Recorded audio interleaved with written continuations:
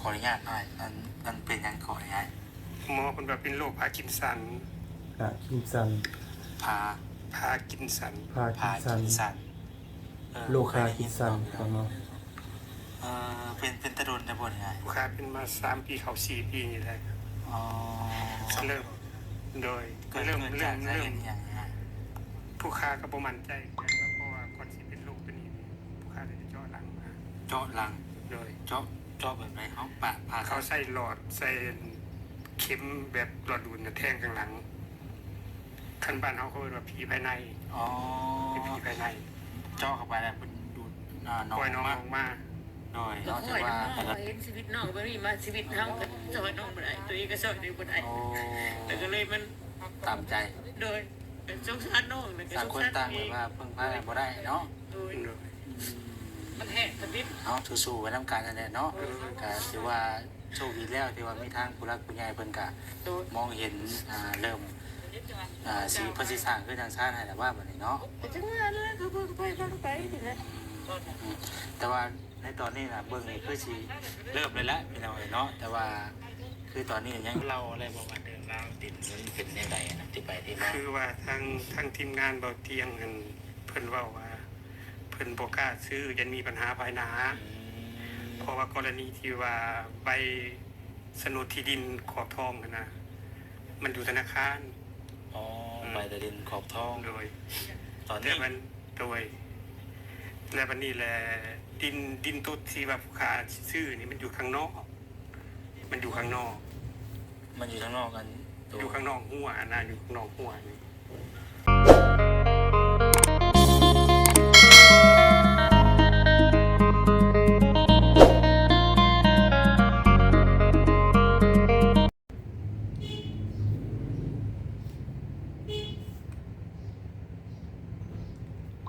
กับสบายดีเด้อสบายดีพ่อแม่พี่น้อง FC เพื่อ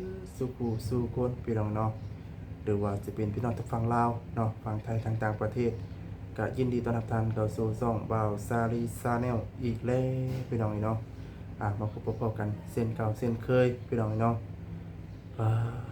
แต่ว่าเพิ่นก็มานั่งโอ้ล้มกันเนาะพี่น้องเนาะกับพ่อแม่พี่น้อง FC เบิดทุกท่านเนาะที่ให้กำลังแห่งใจให้กับบาสดีลอยมาตลอดเนาะก่อนนี้ก็ขอบคุณทางพ่อแม่พี่น้อง FC ที่ให้กำลังแห่งใจเนาะและก็ซัพพอร์ตทางบาสดีเบิ่งให้จบคลิปและโปรโมทโฆษณาพี่น้องเนาะทางบาสดีก็ขอบคุณทางพ่อแม่พี่น้อง FC ที่ให้เพลงบาสดีลอยมาตลอดเด้อเนาะพี่น้องเนาะก็มื้อนี้ก็มีเคสหนึ่งเนาะพี่น้องเนาะเคสของที่ว่าของวาวเตียงวาลีเนาะได้เข้าไปถ่ายเป็นที่เรียบร้อยแล้วเนาะพี่น้องเนาะแต่ว่ามันทางบอสดีนก็บ่ได้เคยไปหรอกพี่น้องเนาะบ่เคยไปแล้วก็ถ้าว่ามื้อนี้ก็เห็นทางวาเซมเพิ่นก็เข้าไปหาเนาะแต่ว่าบ่ฮู้ว่าชื่อเสียงดังนำอ้ายเพิ่นนี่เป็นจังไดพี่น้องเนาะเพราะว่าได้ยินทางเห็นคลิปทั้งไอเตียงอยู่พี่น้องเนาะทั้งไอเตียงเพิ่นได้เข้าไปหาอยู่พี่น้องเนาะแต่ว่าบ่ฮู้ว่าสิเป็นจังใดเนาะพี่น้องเนาะเกี่ยวกับเคสนี้พี่น้องเนาะเห็นมือไม้มือเพิ่นสั่นได้พี่น้องเนาะแต่บ่ฮู้ว่าเป็นโรคอีหยังเนาะทางวาสดีก็ได้เนาะเดี๋ยวมื้อนี้ก็สิเอาคลิปทางวาเซนมาคือเก่าเด้อพี่น้องเด้อเนาะก็ผู้และถ้าว่ามีโอกาสเนาะพี่น้องเนาะถ้าว่ามีโอกาสจะสิกลับไปถ่ายคลิปนำบ่เซนคือเก่าพี่น้องเนาะก็พังเบิ่งเนาะเราลุ้นกันว่าทั้งหมดจะได้สิกลับมื้อใดเนาะพี่น้องเนาะก็สิได้กลับไปทำหน้าที่เนาะสวัสดีพ่อแม่พี่น้อง FC อันที่ทุกอย่างคือเก่าพี่น้องเนาะทั้งหมดจะได้ก็ได้เนาะสำหรับคลิปนี้กับพี่น้องเลยเนาะจะสิได้เปิดคลิปเนาะรีแอคชั่นเนาะพี่น้องเนาะจากคลิปบ่เซนเนาะทั้งชื่อเสียงทั้งน้ำนี่ทั้งบอสดีนี่ก็ยังบูฮู้เด้อพี่น้องเด้อเนาะไปเบิ่งน้ำกันเด้อเนาะพี่น้องเอ้ยแต่ว่าบูฮู้ว่าอยู่บ้านใดพี่น้องเนาะคอยคำยำแรงพี่น้องเลยเนาะพี่น้องเนาะคุณเคยอยู่บ่เนาะพี่น้องเนาะที่ตอนนี้เนาะบรรยากาศตอนตัวสับกระจอเตะเนาะโอ้ตะเวนกำลังสี ตกดินพี่น้องเอ้ยแจ็คแมนบ้านอย่างไรทางบ่แสนก็ได้เนาะอยู่ใกล้บ้านใกล้เมืองเจ้าของอยู่แต่ว่าบ่ฮู้ชื่อบ้านเพิ่นพี่น้องเอ้ย แจ็คแมนบ้านอย่างเนาะเอากราบทักทายสบายดีพ่อแม่พี่น้องเบ้อสู่ผู้สู่คนได้พี่น้องเด้อเนาะพบกับซองเบาแสนอีกแล้วพี่น้องเอ้ยมื้อนี้เนาะทางบ่แสนเดินทางเข้ามาหาอ้ายคนหนึงเนาะจะเป็นอ้ายนะชื่อเพิ่นน่ะก็ยังบ่ได้ฮู้ชื่อเพิ่นปานใดพี่น้องก็ยังจำบ่ได้เนาะยังจำชื่อเพิ่นบ่ค่อยได้ปานใดเพราะว่าเฮาก็กำลังเข้ามาใหม่มื้อนี้พี่น้องเอ้ยเป็นครั้งแรกและก็เทื่อแรกเลยที่ว่าเข้ามามื้อนี้เนาะผู้ทางอ้ายเพิ่นย่างมาหาเลย เพิ่นย่างมาหาเลยพี่น้องเอ้ยเนาะ พี่น้องเนาะอ้ายที่ว่าเป็น สบายดีเด้ออ้ายเด้อ มือมันสั่นตลอด24ชั่วโมงเดี๋ยวนะ พ่อหน้าพ่อตาจนได้ โอ้โดยสบายดีเด้ออ้ายเด้อเนาะ ไว้ดีเปล่ายัง ทั้งอ้ายอ้ายก็ ไม่อาจ ไอ้อาจบ่อันนี้อยู่บ้านไหนก็ มันมีลูกไส้นี่แหละ บ้านมานีวงไซอ๋อ มีช่องเขาเลย เดี๋ยวตัวแยกกันเนาะ เลย โตพี่น้องเอ้ยแช่ขึ้นใหม่นะพวกบาทนี่เนาะมาอีกไม่โดนจักบล็อกจักเสาจักแห่จักซ้ายบ่นี่เต็มเดินอยู่นี่เนาะ จังหวะแบบเอาไป เอาคือว่าจังว่าเนาะบาทนี่ คือจังว่าเห็นเต็มอยู่เนาะ เอาสบายดีเด้อพี่น้องเด้อเนาะวันนี้ก็มีโอกาสได้เข้ามาหาทั้งอ้ายอาจเนาะ โดย อ้ายอายุปี 50% 10บ่ โดย เอาขออนุญาตหน่อยมันเป็นยังขออนุญาต หมอคนว่าเป็นโรคพาร์กินสัน กินสัน พา พากินสัน พากิ พาน สัน กินสัน โลคากินสันเนาะ เป็นตะดนนะบ่เนี่ย ลูกค้าเป็นมา3ปีเขา4ปีนี่แหละ อ๋อ เริ่มโดย เกิด เริ่ม จากสาเหตุอย่างไร ผู้ค้าก็บ่มั่นใจกันว่าเพราะว่าก่อนสิเป็นโรคตัวนี้ผู้ค้าเลยเจาะหลังมา เจาะหลัง โดย เจาะแบบไหนเขาปะพา เขาใส่หลอดใส่เข็มแบบหลอดดูดเนี่ยแทงข้างหลังคันบ้านเขาเขาเรียกว่าผีภายใน อ๋อ เป็นผีภายใน เจาะเข้าไปแล้วเป็นดูดน้อง ปล่อยน้อง มา ออกมา โดยแต่ก็เลยเป็นเลย กับบนนี้ใจผู้ค้ากับบนนี้ใจว่ามันเกิดจากคนข้างเคียงนั้นบ่หรือว่ามันเป็นด้วยธรรมชาติของมันเองกับบุ้ง เมาไม่ได้ พอรักษาตัวนั้นหายแล้ววันนี้แหละ ตอน อาการมันก็เริ่มสั่นปลายนิ้วมือนิ้วซี่นี่ หลังจากที่ว่าเขารักษาตัวนั้นเศร้านะ โดย แล้วก็เริ่มมีอาการชัน โดยสั่นปลายนิ้วมือนิ้วซี่นี่แล้วก็ลามไปเรื่อยแห้งไปเรื่อยแห้งขึ้นไปเรื่อยจนถึงปัจ ลา จุ มไป บัน เรื่อย โดย มันแบบมันชันอีกเลยเนาะ สันนิษฐานธรรมชาติ ธรรมชาติเลยเนาะ โดย โอ้พี่น้องเลยเนาะเปรียบเดียวกันครับอันประตูเนี่ยก็อยู่ทางสวรรค์พุ่นนะจะเป็นเพิ่นซื้ออย่างไรบ่แซงกับบ่ฮู้คือกันพี่น้องเลยเนาะถ้าว่าไปหาหมอยังเพิ่นกับบ่ได้ว่าจังไดบ่ครับว่า เพิ่นว่าเป็นโรคพาร์กินสัน วันนี้รักษาได้บ่ รักษาบ่หาย บางมันก็มีสองแง่สองมุมนะ กินยาบ่ใช่ บางคนก็ว่าหายบางคนก็ว่าบ่หาย ถ้าว่าเฮาแบบ ซุมื้อนี้ก็กินยาอยู่ กินยาทั้งผู้ใหญ่ทั้งเบาลีเพิ่นฝากมา อ๋ ให้ อ เลย กับรู้สึกในใดบ่มี มันก็ทรงโตอยู่คือเก่าคันเฮาบ่กินรู้สึกว่าสั่นตลอดพอเฮากินนี่ก็ถ้าว่ายามมื้อเช้ามาก็บ่ค่อยสั่น แต่ว่าอาการสั้นนี่สมมุติว่าบ่เห็นคนหรือว่าอย่างมากๆ มัน สั้น ก็ เนาะ มันก็ทุเลาลง ตัวเราอยู่อีกบ่ โดย ถ้าว่าเขาเห็นคนหลายอย่างมันก็ฟุ้ง มันตื่นเต้นนั่นน่ะ โอ้ มันก็จะสั่น ไปให้ชันขึ้นมาอีกบ่ โดย เพิ่มเข้ามาอีกเนาะ โดย พี่น้องเลย บ่ต้องเห็นคนดอกแค่ได้ยินเสียงโทรศัพท์นี่นะถ้าว่า แค่พูดคู่ซื้อเขาปุ๊บ คือบ่แซนโทรมานี่ตื่นเต้นแล้วสั่นแล้วผู้อ่านแบบว่ามันตื่นเต้นบ่ได้นะบ่ไง โดยพอดีว่าก่อนสิเข้ามาฮอดมาได้เลยค่ะพอดีเข้ามาตั้งเงินให้ไปส่งโดยชาติให้พี่น้องเลยเนาะไทยก็บ่ได้อยู่ไกลเนาะอยู่ที่ของเขตนี่ คันถ้าผู้ค้าอยู่ตรงหน้าจักสิส่งได้บ่ได้เลย มันก็สิจับเส้นทางที่ไปพี่เนาะได้อยู่ มันต้องไปทางวัดน้อย มันสิจับเส้นสัญญาณอยู่ลำโทรศัพท์ให้เลยเด้มันสิจับตัวนี้เลยเด้ มันต้องครับเปอร์เซ็นต์ต้องครับรถเป็นจังหวัดน้อย อยู่ไกลบ่ถึงโรงงานอ่ะ อยู่ซื้อนี่แหละนี่ อันนี้บ่เป็นที่ไหม้บ่ได้ว่าได้นี่นะ ที่เพิ่นว่าสิซื้อให้ ตอนนี้เพิ่นซื้อแล้วบ่ ยัง เอ้า ยังบ่ได้ซื้อ ยังบ่ได้ซื้อ ยังเป็นอะไรคือว่ายังบ่ได้ซื้อบัดคือจังเห็นกันเป็นแห่เป็นชายมาครบเบิดแล้วอ้าย มันข้างคาดหน่อยหนึง ห่างคา ยังตกลง ต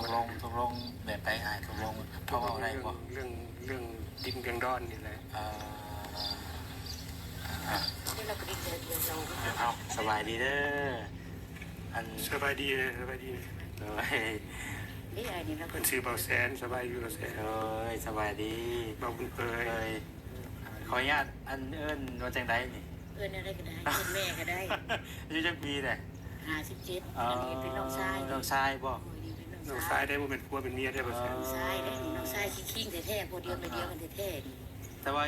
อันอยู่แบบไรใช่ไหมกันอยู่แบบไรสมมติ อยู่ก็อยู่พุ่นแหละอยู่ตูมน้อยอยู่ทุ่งนาพุ่นเด้แต่กี้อยู่หันน่ะดิมองอันนั้นอันปุ๊กอันกอไผ่หลายๆพุ่นนี้ปุ๊กตูดอยู่หันขอปุ๊กดินจนตัวนั้นน่ะนะ เขาภายละลาย ด้วย ทางนี้บ่ ดีๆกอไผ่หลายเขาเนี่ยเห็นไปไม้ไผ่ละบนลัง ดูว่าง่ายไปเรื่อยบ่ โดยง่ายเลยขออยู่ตามทุ่งนาไปเรื่อยๆดิ คือปัจจุบันนี่ที่ว่าอยู่ตรงหน้าน่ะดินไหมจ๊ะ ก็อันนั้นก็ดินเขาคือกัน ดินเขาคือกันขอเพิ่นอยู่ ยังบริมีทีเป็นของตัวเอง ยัง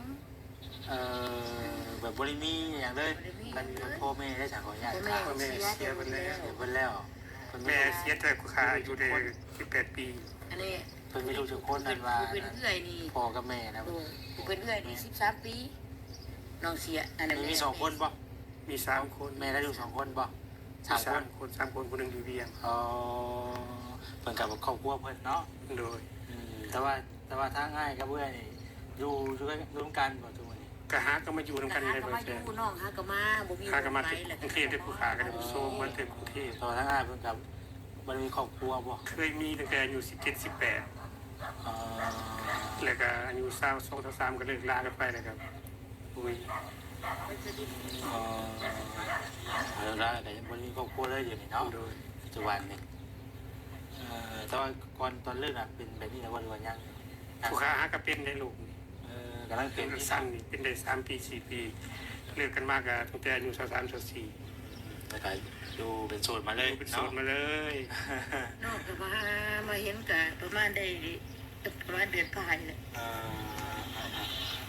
กำลังมาเห็นเป็นเนาะ แล้วก็ติดต่อหากันอยู่โทรหากันอยู่จากกันไปแดกแม่เสียแล้วก็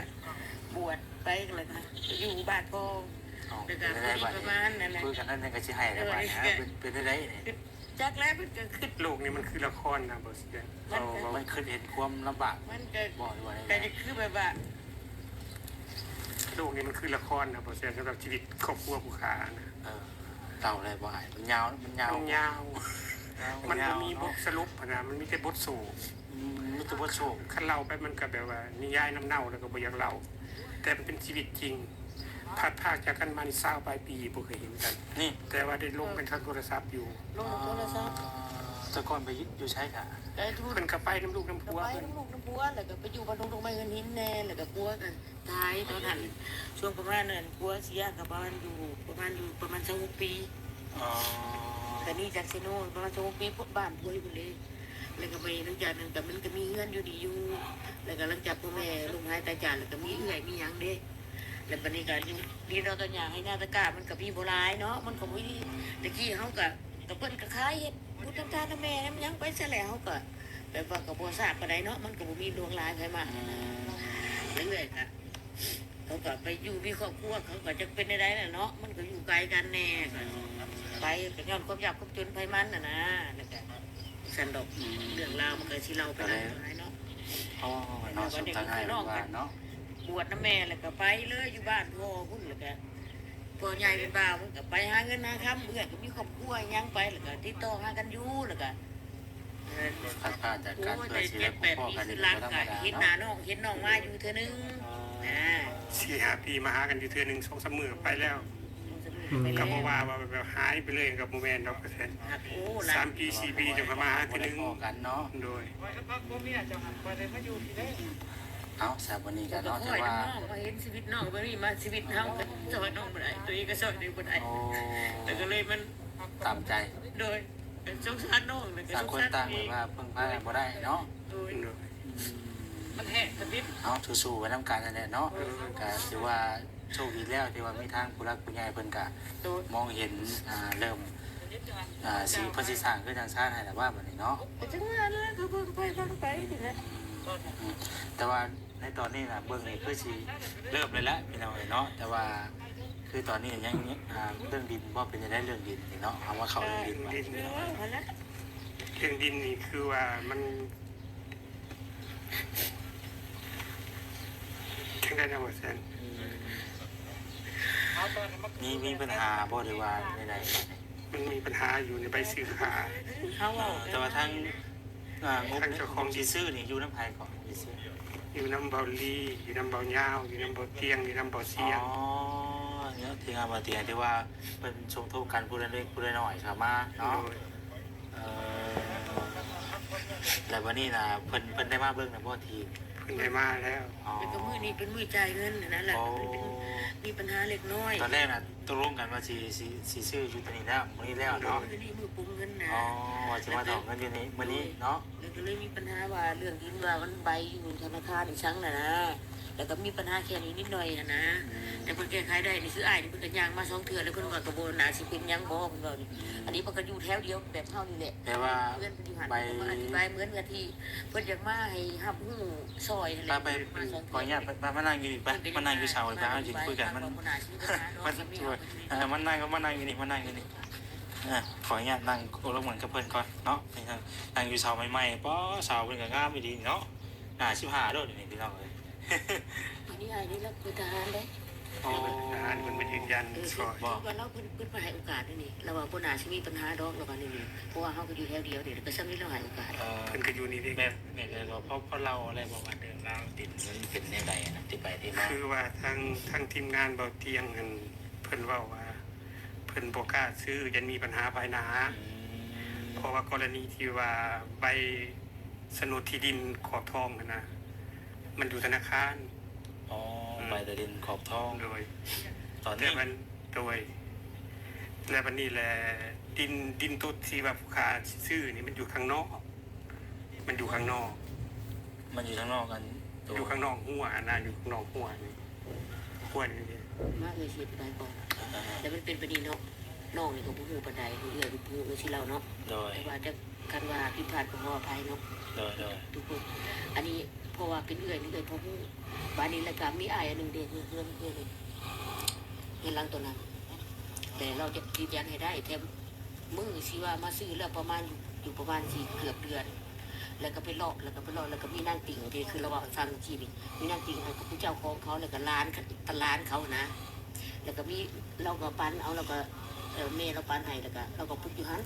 แล้วมีทัดมาก็คือมีอีกผู้นึงเลยทัดมากับมีอีกผู้นึงกับว่ามีไอ้นี่อยู่นี้วันนี้มันก็เป็นดินโซนเดียวกันหมดแล้ววันนี้คัดถาซื้อข้างนอกบะมีเดี๋ยวเป็นอย่างในถาว่าดินตัวที่อ้อมหัวตัวอ้อมหัวทั้งข้างนอกนี่บ่เป็นอย่างแต่ถาว่าดินเป็นไฮหน้าอยู่ทางนั้นไม่ต้องบ่ได้เพิ่นเราสต็อปแล้วบ่ให้ขายไอ้สินะแล้วมันข้างนอกนี่มันเป็นของมันแล้ว แต่ว่า ข้าง ใบ นอกนี่ ข้างนอกนี่มีใบซื้อขายแล้ว แต่ นะ มีใบ ข้างนอกนี่มีใบซื้อขายข้างนี้เดียว มีใบ เรา ซื้อ ข้าง ขา ใน ย บ่ได้เนาะ บ่ได้ แต่ แต่ ว่า ว่า ตัวนี้บ่ โดยแต่มีใบ เราข ซื้ อบนอกอยู่ได้เนาะ โดยแต่มีใบซื้อขายคักแน่แต่ว่ามีใบซื้อขายคักแน่แต่ว่าใบหังยังอยู่ระเบียวกัน อ๋อ แต่ว่าอันนี้มันเป็นดินบุคคลแล้วแต่ว่า แต่ ทางใน ว่า บ่ให้ซื้อ ใบตะดิน บ่ได้ ใบตะดินนี่ แต่มัน แต่ละ จะ ประมาณ หาสิได้ จุดนี่ใบอันเดียวกันใบตะดินอันเดียวกัน แล้ว แต่ ก็ ว่า น่าสิได้ แต่ว่าเพิ่นแบ่งขายเจ้าของดินเพิ่นแบ่งขาย โอ้ย แบ่งขายแบ่งให้ลูกให้ร้านเพิ่นสิที่ แต่ว่าใบหังยังเป็นใบเดียวกันอยู่ แต่ว่าใบตะดินอันเดียวกันนั่นบ่ได้ยังบ่ได้อันแยกออกจากกันกับใบตะดินตัวนั้น แต่ว่าหากเป็นของบุคคลแล้วตัวนี้ขายได้นะแต่ว่าคันว่าเป็นไปได้ก็ซ้ำนี่บ่น่าสิกระทุบกระเทือนนะ เพราะว่ามันก็ แต่บัดนี้คือผู้เจ้าเพิ่นก็ยืนยันให้เฮาแล้ว นะพอเพิ่นก็ชื่อแล้วเนาะ โดย เพิ่นก็ชื่อจากกันบุคคลที่ว่าเพิ่นเอาเจ้าของอ่ะ โดยแล้วก็เราก็ยืนยันอันนี้เราก็ยืนยันให้นี่ว่านี่แล้วเราว่าคันถ่ายเป็นหยังก็มาก็รับผิดชอบแล้วนี่แล้วก็บ่น่าสินักหนาไปกว่านั้นเลยอีกอย่างเฮาก็คนทุกข์คนยากแล้วเงินนับ40,000หน้า เพ สิ ราะว่าเฮาใบชื่อ แล้วมัน ขา ก็ ย บ่ลวงหลาย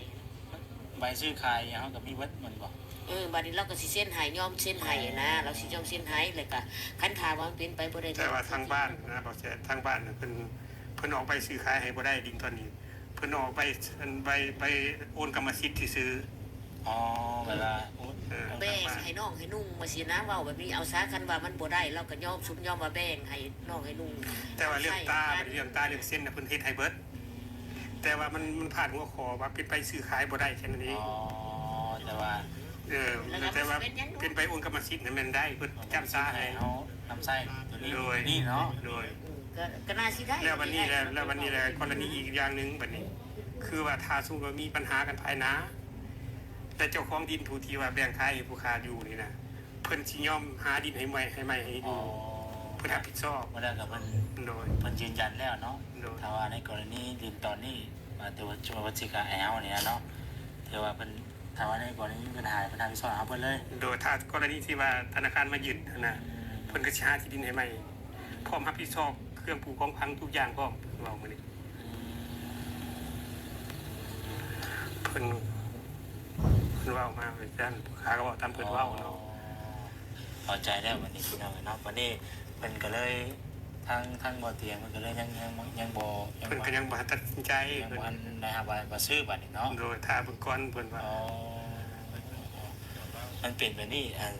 พี่น้องเนาะเดิมราวดินนะแปลว่าใบตะดินนะมันอยู่ในดินพื้นที่ตัวนี้นะมันแบบว่าใบตะดินอันเดียวกันเนาะแต่ว่าเพิ่นสิมีชวนเพิ่นที่แบ่งขายต่าง แม่ หากเนาะ เพิ่นเสียขายลูกให้ร้านเพิ่นตะกี้ แต่ยังบ่ได้แยกตัวขายยังบ่ได้ฉีกแยกออกจากใบดินตัวฉบับเนาะ โดย แต่ว่าตัวที่ว่ามันเอามาจากธนาคารน่ะคือมันจะเป็นเบิ่งไม่รวมเลยเนาะ โดย เพราะว่ายังเป็นใบอันเดียวอยู่ในบัตรนี่แต่การขึ้นในกรณีว่าเขาต้องเป็นอาจารย์ว่าธนาคารมันจุดไปวัดเจียนะเนาะแต่มีบ่อันว่าดินเดียวมันแบ่งขายเลยมีคนปลูกเกินปลูกชาติใส่บ่ตอนนี้ ก็นี่ปุ๊บบ่ได้นี่ 11หลังเพิ่นเว้าทั้ง แม่น หม บ่ ด เนี่ย ได้ดินตอนเดียวมันได้ดินตอนเดียวเลยนะ เพิ่นเว้าอยู่11หลังที่มันแบ่ง อ๋อเดี๋ยวมาขออนุญาตคุยกับเพิ่นเลยเนาะ ขออนุญาตขอความได้ไว้ ตัวพี่น้องเนาะก็ถือว่ามีปัญหาเล็กๆน้อยๆในการเจรจาเนาะพี่น้องเนาะเรื่องดอกเรื่องดินเนาะพี่น้องเนาะก็เป็นกำลังใจให้เนาะพี่น้องในทางวัสดีเนาะขอให้เพิ่นได้มีที่พักที่เซาเป็นของเจ้าของเด้อเนาะพี่น้องเนาะทางวัสดีก็เป็นทางอ้ายเพิ่นแรกก็ผู้มือสั้นเนาะเป็นได้ 3-4 ปีพี่น้องเนาะเป็นไปตัดเจาะน้องจากไขลังพี่น้องเนาะแล้วก็มันบ่เซาเนาะผู้ทุกคนก็ว่าเซาผู้ทุกคนว่าบ่เซาเนาะพี่น้องเนาะเอาจังไดก็เป็นกำลังใจให้ได้เด้อเนาะทางบริษัทดีก็สิได้ขอจบคลิปไปก่อนเนาะมันก็ยืดยาวพอสมควรแล้วพี่น้องเนาะถ้าผิดพลาดประการใดเนาะพี่น้องทางบริษัทดีต้องกราบขอโทษขออภัยผมให้พี่น้อง FC เบิดทุกท่านเนาะที่ว่าคำว่าคำจาใดเนาะทางบริษัทดีเนาะว่าบ่ม่วนนั่นฮูพี่น้องเนาะต้องกราบขอโทษขออภัยผมให้พี่น้อง FC เบิดทุกท่านพี่น้องเนาะสำหรับวันนี้ลำลาไปก่อนแล้วเนาะกับคำว่าสบายดีพี่น้องเนาะ